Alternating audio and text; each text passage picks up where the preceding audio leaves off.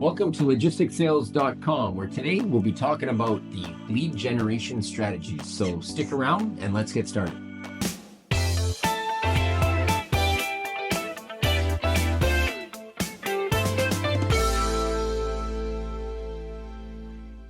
Welcome back, everyone, to another episode of LogisticsSales.com, where today we're continuing on our new segment of the art of prospecting. And in today's episode, we're going to be talking about lead generation strategies. I'll be your host, Dean, and with me, as always, are my co-hosts, Damon. Hello, hello. And Gail. Hi, guys. How's it going? So again, whether you're a new sales agent or you're looking to tune up your skills in sales, today's episode is going to give you some great tips on how to consistently generate quality leads in your pipeline. So remember, lead generation is one of the most important skills you're going to develop in logistics sales. And in today's episode, we're going to dive into this a little bit deeper. And we're going to talk about why lead generation is so important. Thanks very much, Dean. So before we kind of get started on some of the strategies and whatnot today, I wanted to quickly recap a little bit of what we talked about in our last episode. And that's like why lead generation is so important and a little bit about what it is.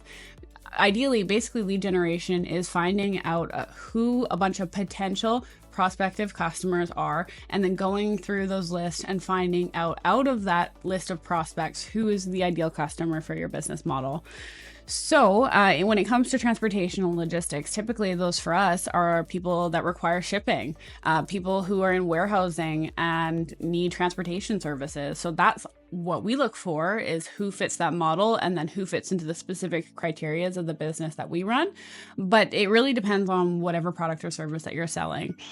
So why does it matter? Number one is it's going to keep your pipeline full. We've talked about it in our previous episode. If you don't have a full pipeline, you're just sitting there waiting for something to happen. By continually maintaining your pipeline, you always have something to go after. You can keep busy and you're continuing to push more contacts and build more relationships, which is going to increase your success rate.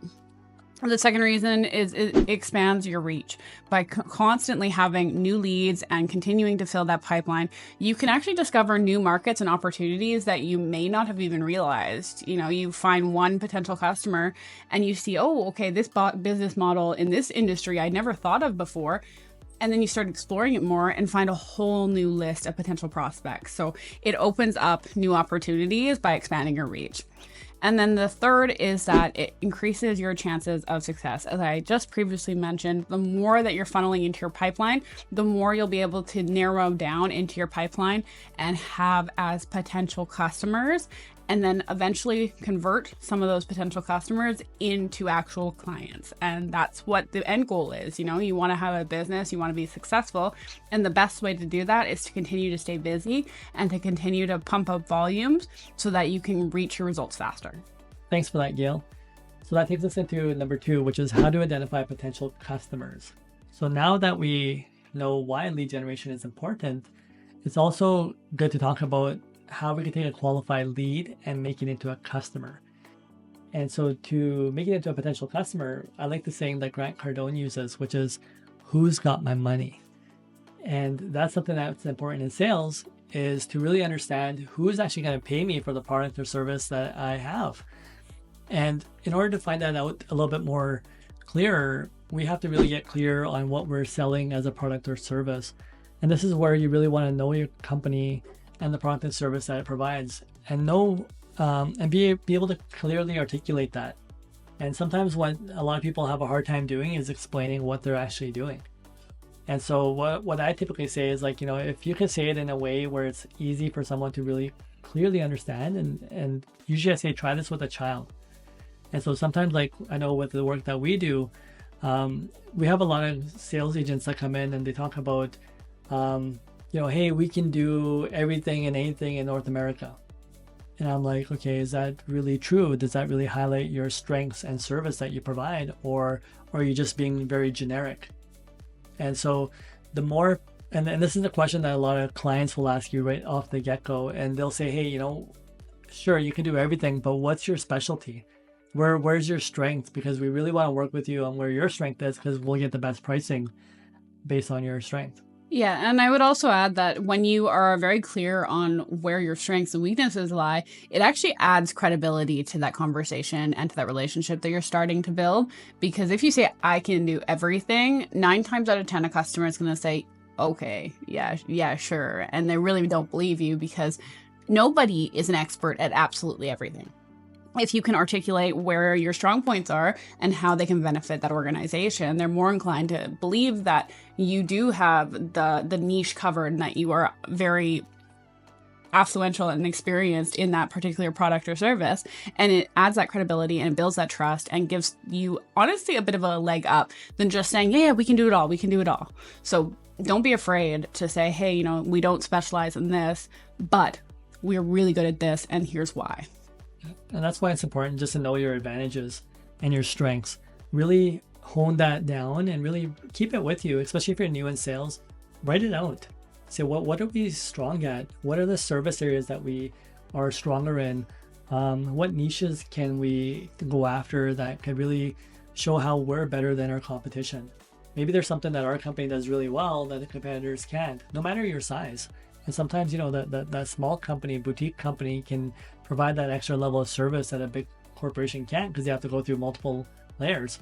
And vice versa, if you're a big corporation, maybe somebody likes the stability that you have of a larger corporation, and because it does have different layers and there's different people that you can go to just for recourse action and to get things done. So other things that we also say is analyze your business against, the strengths and weaknesses of your competitors. So if you know the strengths and weaknesses of your competitors, that also helps you highlight what you're good at. And you can differentiate the two when that conversation comes up.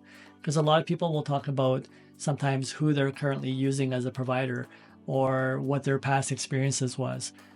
So if they're familiar with that industry or they have multiple suppliers to choose from, you're going to have to know a little bit about each of these suppliers just so that you could address those situations when you are talking to that customer and be able to kind of, again, highlight yourself versus anybody else. And if you already know what the competition is doing, you're already going to have a rebuttal for anything that the customer wants to talk about. And hopefully you're going to have an answer for that customer too on the other end. With Gail's example, when you tell this prospect that you can do everything, knowing what their need is in advance, and if that's your strength, if you've built a proper client profile, the second they ask you the question, or better yet, you're able to answer their question before they even ask it, because that is your strength. Because what if you say you can do everything and you haven't really done your research and you found this client profile that you think you're a good fit with, and they say, well, can you do this? And it ends up being a service or a product that you don't even have the ability to service. So you lose the credibility and the potential opportunity right away by not putting in those steps in the beginning to tune your funnel so you're talking to the right people.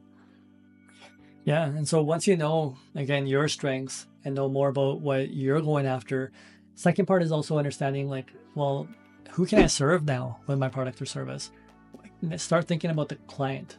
And say, okay, which type of clients can benefit from what I'm doing? Which clients are actually interested in what I'm doing? And sometimes we do this by looking at target industries or even looking at the geographical location. If we're based in a certain area, can we, how far is our radius to go outside from this area? Sometimes we're just limited to a certain city. Sometimes we're limited to, maybe a 50-mile radius, 100-mile radius, or in our case, we're limited to the entire continent, but we could also get outside of that and go into different continents because we realize, again, we can work with different global brands and we can go directly after those people in their own countries. So again, look at the location and say, okay, what am I limited to? Am I limiting myself to a certain area, or can I expand from this? Can I take a business that's maybe a brick and mortar business and turn it into an online business? Can I expand? And you want to say something, Gail? Yeah, I was gonna wait for you to be done, but that's all right. I'll hop in here. I just wanted to mention, when it comes to the business that our background is in, we work in transportation. So our ideal customer is somebody who needs transportation and logistics services. So when you look at that aspect, if you look at someone like a lawyer or a tax firm, those people, like those companies and organizations, are not our ideal customers just based off of what they do and the industries that they're in. So you can actually, there are some real easy ways to disqualify certain businesses, and some are going to be a little bit more in depth, where you're going to have to go through them a little bit more and do a bit of research in order to discover if they are potentially a prospect that you want to add to your list. So you just kind of have to use a little bit of critical thinking and figure out, okay, based off of the type of industry and business that they're in, is there a potential that they could need this product or service? Thanks, Gail. And something else that we also look at sometimes is company size. So just there's always different factors that you can look at. You know, if it's small companies you want to work with, larger companies, again, what's their budgets? So I sometimes look at, okay, the value of the product that they may be shipping across North America, and say, okay, well, you know, one is just, you know, how many employees do they have? How are they manufacturing this? Where are they manufacturing this from? Where's their distribution centers located? But there's so many things that we could look at to say, okay, how do we fit well with that company to really qualify that customer as a potential customer for us. Step 3, we get into like qualifying your leads once you have your list of leads. And so in this step, what we look for is really trying to differentiate between, you know, the lead and how to make it qualified. And basically this is just like, again, asking the right questions to the client. If we're able to talk to them, you know, you may see a huge distribution center outside, but there may not be a logistics manager in that location. And so if you have the wrong information and you're going after the wrong person, sometimes their head office is based somewhere entirely else, somewhere else. And you're going to have to research that information to find the correct lead to make sure, you know, you're just not calling a random location versus, you know, head offices. Exactly. And then there's also like that difference between what lead generation is versus qualifying a potential customer. So when you look at lead generation, it's pretty much your stage 1. This is where you're going to find companies who might need your product or service. That qualification stage 2, is where you actually get to contact them, begin having those conversations, asking the right questions, like Damon just said, and figure out who actually needs your product or service. Yeah, and we were talking, or even earlier in our last episode, about building that funnel. So if, you know, we came up with your first 1,000. So when you're getting that lead generation and you've got 1,000 in there, as you're going through and actually making contact and trying to qualify the lead, some of those, several of them may not qualify. So that 1,000 might turn into 900 or 800. So that's why it's so important to always continuing to fill that funnel of leads, because once you're qualified, your numbers are already going down as you're making the calls. So again, really important to take note of that. Yeah. So other steps that we also use is like, you know, do they have a need for the product? And sometimes I look at a client and I'm like, you know, this guy totally needs what we're trying to sell him, but maybe there's someone else that's already doing the job that's doing it better than I can do it. And so, you know, if I'm really focused on that client and he keeps telling me no, and he keeps telling me the reason that, you know, the person that he's been working with maybe has been doing it for 20 years plus. So I'm really looking at my chances and saying, okay, how do I really get into this customer? So I'm trying to qualify that into my, you know, from a lead into a potential customer. And I'm gonna ask myself, what are my chances to really get in and break in? Is this somewhere where I really want to spend that time? Or is it some place where I want to automate that process versus spending the time and resources into trying to convert that customer? So yeah, I'm looking for people where it's going to fit a little bit easier. The other question I ask myself is like, you know, do they have a problem that I can solve? So if the client actually has a problem that I can solve, then I'm really going to try to work with them to make it happen. And sometimes there's hidden problems that are in there. And again, the deeper the questions we can ask when qualifying, we're going to be able to find those potential customers, right? So I know sometimes, you know, people aren't going to really tell us what they're experiencing right away. And so if we get into some of the details of learning how to, you know, talk more about their business and getting them to deep dive into their own problems, when they start sharing that with us, we'll be able to qualify it better as well. Yeah. And I would say that most times that's what you're looking for, is you're looking for somebody who's currently experiencing a problem or a service failure that they need somebody to come in and fill that void. Because these are the people that are actively looking for and open to new opportunities with different partners.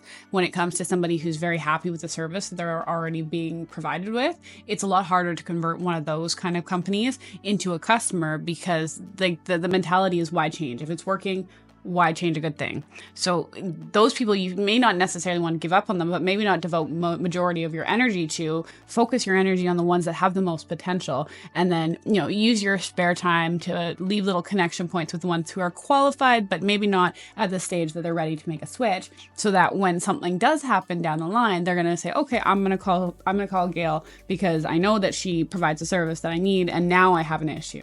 So that's one thing that you want to keep in mind, is focus on the ones with the most potential, but don't necessarily forget about the other ones if they are qualified. So hearing all this, you can see there's definitely an art to prospecting, which is the segment we're now talking about in the last episode and moving forward. And today, bringing it full circle back to the lead generation strategies. And believe me, there's no right or wrong way when you're out there trying to find leads and fill your funnel. You may develop your own strategies, but definitely some good places to start for anyone beginning their journey is social media. A lot of us have access to so many different apps and different groups on your phone, even your computer. But LinkedIn, for example, is a great opportunity on social media to help generate leads. Damon, our last episode, was talking about a potential partner or a prospect, and he looked at their work history, and you could see if he was a procurement manager with a certain company and was serving that capacity with other companies that you may not have been aware of before. So all of a sudden you start jotting down these customers in that spreadsheet that we lightly touched on last episode. Yeah, and like LinkedIn is a great opportunity, and it's a great resource for those who are looking to do business to business sales, and for a lot of those product and service sales that come between businesses. But there are also different social media platforms that you can utilize. Right now, TikTok is very big for their TikTok shops for consumer products. So things that are going directly to that end user, like selling, for example, directly to me or to Dean. There are great opportunities there if you are selling a product that is marketed to consumers. So explore the different social media opportunities and see how marketing and sales works on those different platforms. Another great strategy is networking events. You might be able to find a gathering or an event in an industry that you're working in.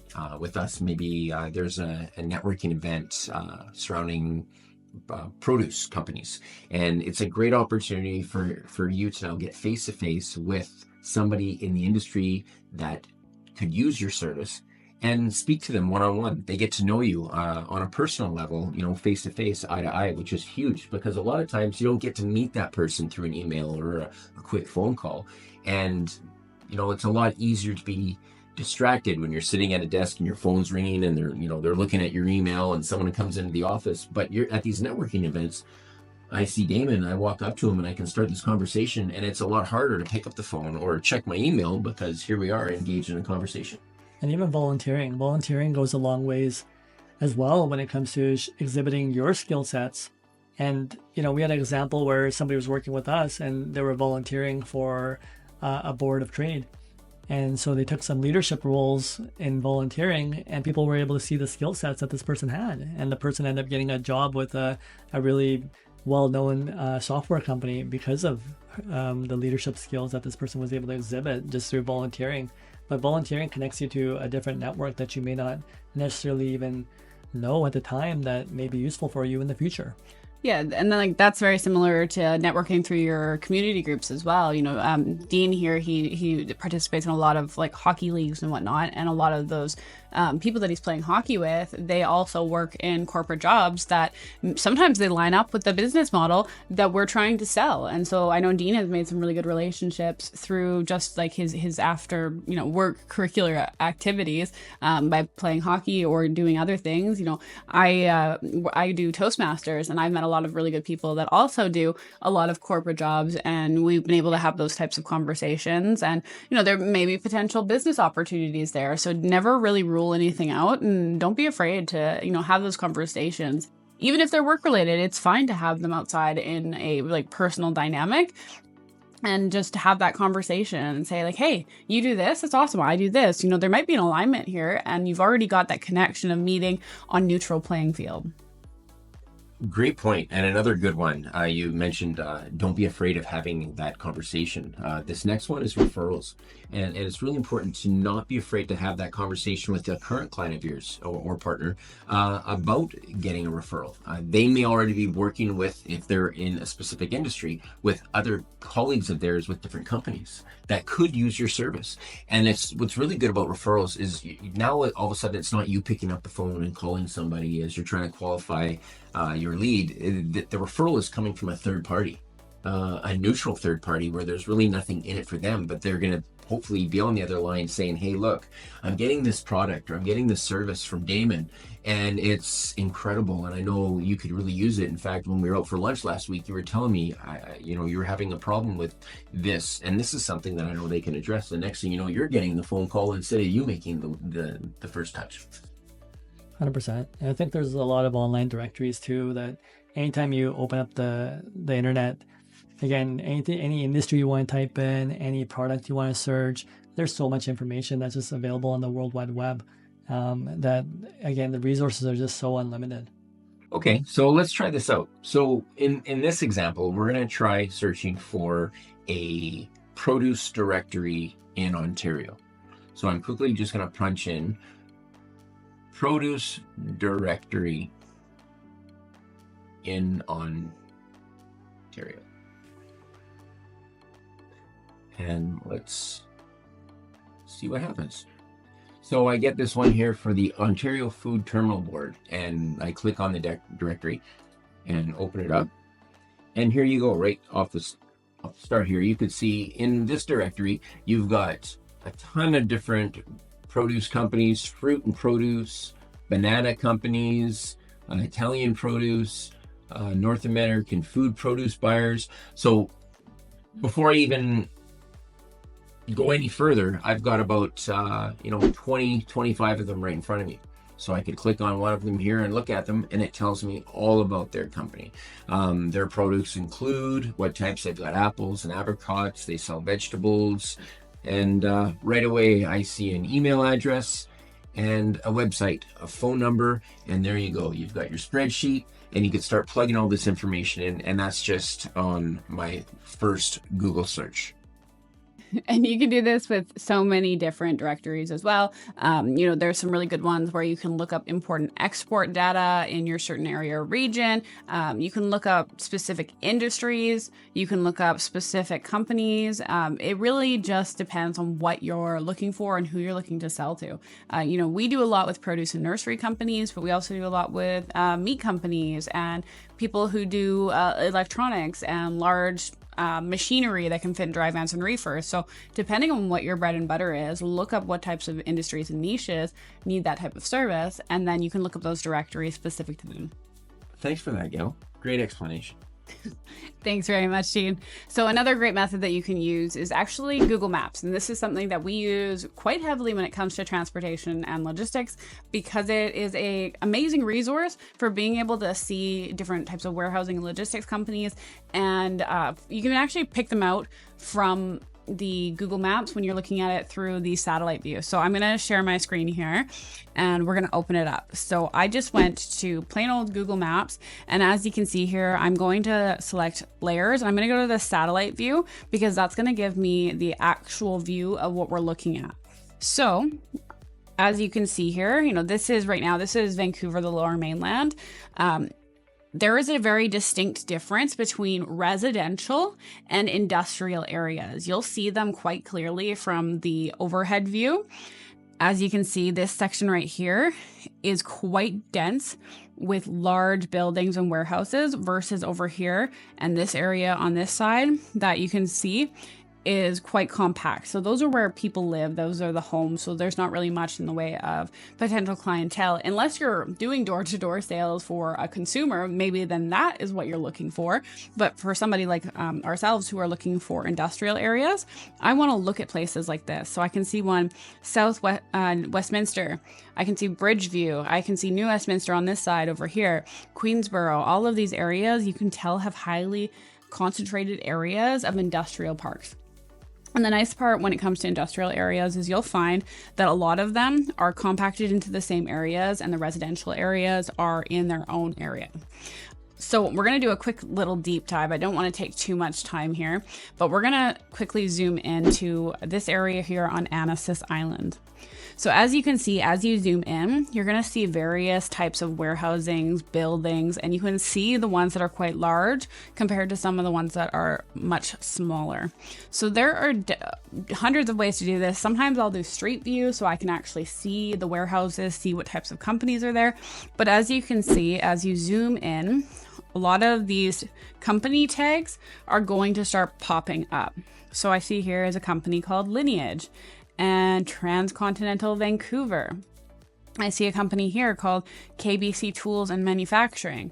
As I'm going through them, what I'm looking for as somebody who deals in transportation logistics services, specifically in full truckload, I look for warehouses and companies that have lots of trailers or trucks sitting in their yard. So as I look down here, there's this Express Container Management and Radiant Global Logistics who has several dozen trucks and trailers sitting in their yard.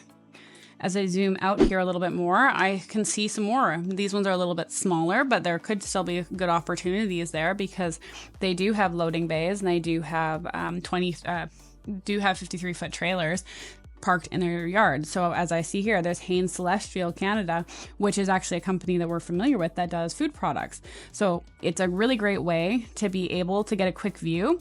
You know, just on this small little island here, there's probably nearly 100 to 200 leads. You just have to go through them and start picking up all of the companies.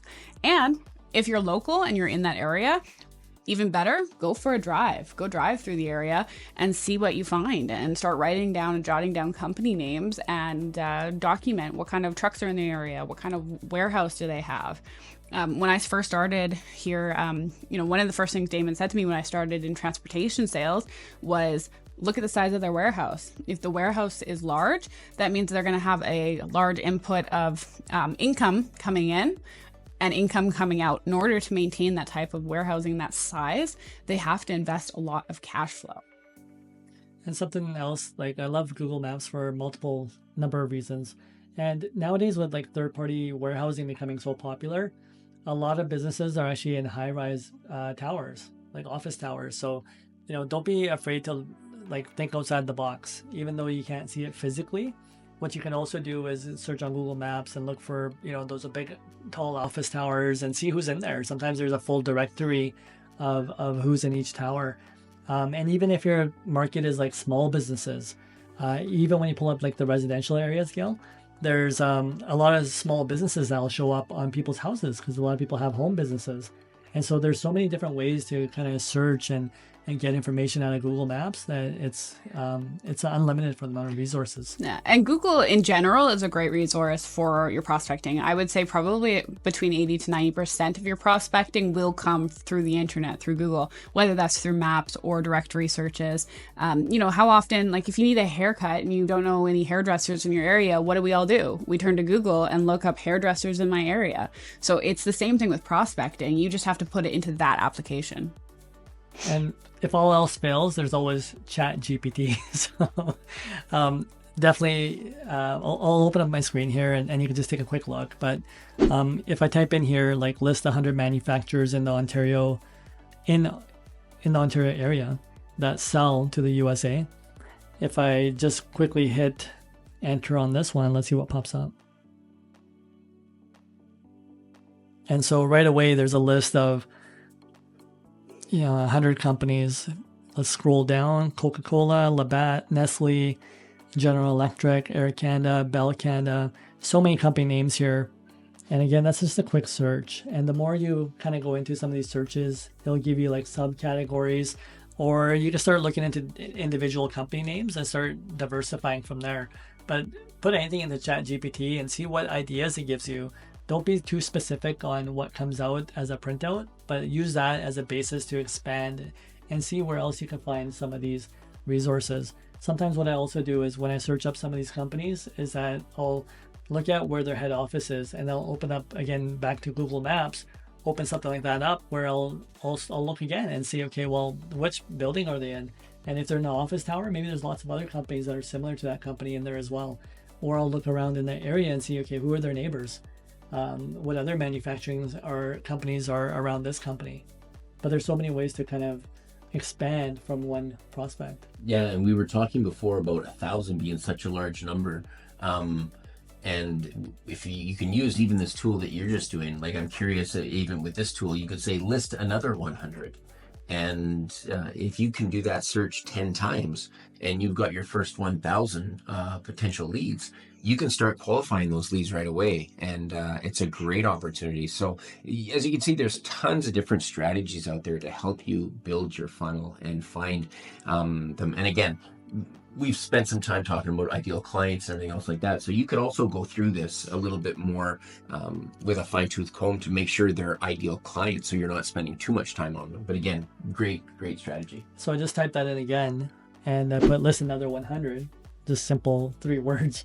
And again, it gave me another list of another 100 companies. Some of them might repeat, but yeah, most of them are different. Yeah, I think it's just a really good kind of visual that ChatGPT and using AI as like we come into the, I don't even know, 21st, 22nd century, whatever it is. There are going to be so many resources, especially as technology continues to develop. And you know what? If all else fails, if none of these prospecting methods are working for you, there is always that option to go out there and to buy leads from companies who specialize in that, or use some of those lead generation softwares that are customized to be able to find and pick out the lead specific to your organization, the type of business model you have. Yeah, there's so many different ways to do it. We had said before, there's no right or wrong way to do it. If you're trying to build a funnel, you just do whatever it takes. You know, there's a saying out there that I like, is always be stronger than your excuses. Because a lot of times, initially, when you first hear that, I've got to get 1,000 leads and start working on this and continue to pulling it, pour in there, because as I'm qualifying them and some go away, how am I going to do that? And before you know it, you're going to have thousands of leads. So don't let, doubt creep in. It's really putting in the work, and you land that first customer, it'll be worth it, and then you'll just be able to continue down that road of growing your book of business, which is really, really exciting. Yeah, and I think if you think of it this way, if you have that 1,000 list of leads and you continue to keep refilling it as you start disqualifying different prospects and customers, what's going to happen is you're going to land that first customer, and then more will keep coming, and then another, and then another, and another. And you'll be able to build this incredible book of business and build a life for yourself that you've always imagined because you put in the work. And I think that's what it comes down to. You have to make sure that you're investing your time and energy where it's going to be most effective to your productivity and your end result. Thanks, Gil. And before we conclude, I just want to make sure you didn't get away with it. We do have a worksheet in store for you, so be sure to download it and go through it. Think back on some of the stuff we talked about today and in our previous episodes, and fill it out. Take your time, and if you have questions, reach out. We love hearing from everybody and want to help you along your journey. So until next time, good luck, and we'll see you soon. Bye, guys.